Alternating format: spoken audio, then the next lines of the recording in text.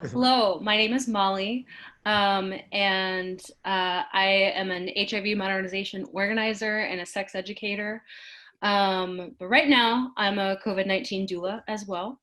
And so when I made my submission for this, I was thinking about the prompt, what does a COVID-19 doula do? And the first thing that jumped into my mind was that I was obsessing. Um, and I'm sure that there were other people who were doing that too. And my Mm, obsession was informed by having lost my two biological queer parents to AIDS when I was young. And while I don't think it's responsible to make direct comparisons between COVID-19 and AIDS, I couldn't help but be activated. And so, kind of a backdrop to this current pandemic is I was already caring for my chronically ill surviving parent. For months, he had a really acute health crisis. And so I found myself obsessing over all of my actions, and that's what my caretaking was looking like. I'm happy to report that since I submitted this piece to the zine, I don't mm, feel that way anymore. mm, Um, mm, and I think about if I hadn't have thought about the prompt, what does a COVID-19 doula do in this moment? Um, I would have forgotten. Or if not mm, forgotten, I wouldn't remember the intensity. But as I look at this on the screen and I think about how I was feeling when I was making it and the literal blood on my hands from washing and washing, it wouldn't have the same resonance that it has with me today. And so that all the more emphasizes the need to me to document, to bear witness, and to confess.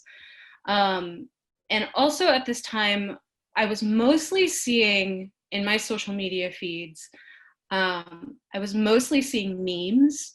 And I mm, love a good meme, don't get me wrong, but sometimes memes are just extremely reductive of the current reality.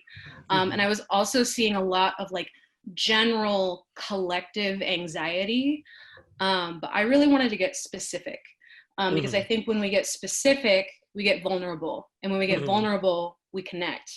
mhm, And in this time where we can't physically come together and we need connection more than ever, I felt a need to be as specific as possible.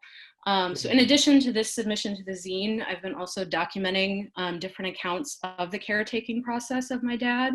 mhm, Um, and of course, I'm not sharing everything by any means. I'm journaling privately quite a bit. Um, but I think looking back at having lost my parents to AIDS when I was young, and I didn't have the forethought to be documenting when I was 7. But now I understand the importance of that.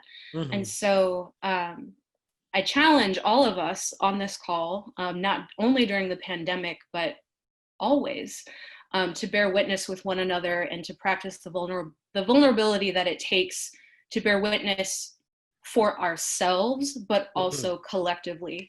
And to do that, I think we have to be specific, because when we bear witness to our present, that's how we can start to imagine our collective future.